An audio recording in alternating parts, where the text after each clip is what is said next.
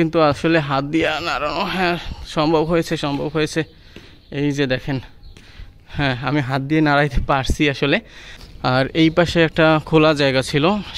তো প্রিয় দর্শক, আমরা এখন এম খান ডগ ইয়ারের সামনে থেকে একেবারে ভিতরে যাব লঞ্চটার ভিডিও করার জন্য। আমরা দেখব আসলে লঞ্চটার আশেপাশে কতটা কাজ হয়েছে, ভিতরের সকল ডিটেলস আমাদের এই ভিডিওতে আমি বলবো আপনাদেরকে। লঞ্চটাও আপনাদেরকে দেখানোর চেষ্টা করব। দেখি চলেন আজকে সম্পূর্ণ ভিডিওটা আমরা একটু দেখে আসি। যদিও আপনারা ইতিমধ্যে আমাদের এই ইউটিউব চ্যানেলে কয়েকবার লঞ্চের ভিডিও দেখেছেন, এই লঞ্চটার আমরা তখন অনেক আপডেটের মাধ্যমে আপনাদেরকে জানিয়েছি। আর ফাইনালি এখন আবার চলে আসছি, যেহেতু এখন লঞ্চের কাজ প্রায় শেষের পথে, তেমন একটা কাজ কিন্তু বাকি নেই। এখন 80 থেকে 90% কাজ কমপ্লিট। আর যতটুকু কাজ বাকি আছে সেই কাজ শেষ করে তারা যেটা আমাদেরকে বলেছে সেটা হচ্ছে নভেম্বর অথবা ডিসেম্বর, অর্থাৎ নভেম্বর অথবা ডিসেম্বরের মধ্যে এই লঞ্চটাকে তারা বরিশাল টু ঢাকা সার্ভিসের জন্য বরিশাল ঘাটে প্রস্তুত থাকবে।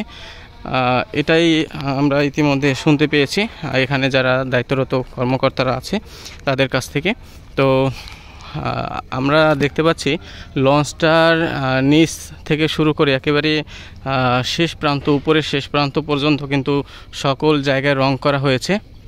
আর এই পাশে একটা খোলা জায়গা ছিল, সেই খোলা জায়গাটা এখন বন্ধ করে দিয়েছে তারা। সেই খোলা জায়গা থেকে ভিতরে বিভিন্ন ধরনের মেশিনারি অথবা প্লেট মাল জিনিস উঠানোর জন্য রাখছিল, তো এখন বর্তমানে সেটা আর নেই। আর আমরা দেখতে পাচ্ছি লঞ্চটার ভিতরের যে কার্যক্রমগুলো, সেই কার্যক্রমও কিন্তু 90% কমপ্লিট। আমি ভিতরে গিয়ে যেটা দেখেছি আপনাদেরকে বর্ণনা দিচ্ছি। এই লঞ্চের ডেকের কাজ কমপ্লিট হয়েছে, তবে ডেকের শুধু যে কাজ বাকি আছে সেটা হচ্ছে ডেকের ভিতরে স্লিংকে যে ফ্যান এবং লাইট সেগুলো এখন পর্যন্ত লাগানো হয়নি। তাছাড়া সব কিছু কমপ্লিট ডেকে। আর হচ্ছে ফাইনালি তারা ডেকে একটা রং করবে, যে রংটা সবসময় রাখবে তারা সেই রংটা করবে। টেম্পোরারি যে রংগুলো থাকে, রঙের নিচে যে রংগুলো করা হয় ওগুলো করা হয়েছে অলরেডি। আর আমরা কথা বলতে বলতে কিন্তু একেবারে লঞ্চের পিছন সাইডে চলে আসছি। আমরা একটু আবারও দেখি একেবারে লঞ্চের সামনে থেকে পিছন পর্যন্ত। আর এই পিছনে এসেই কিন্তু আমরা দেখতে পাচ্ছি এখানে সুকান এবং প্রোপেলার। এই প্রোপেলার কিন্তু আমরা এর আগের বার এসেও দেখেছি লাগাইছে।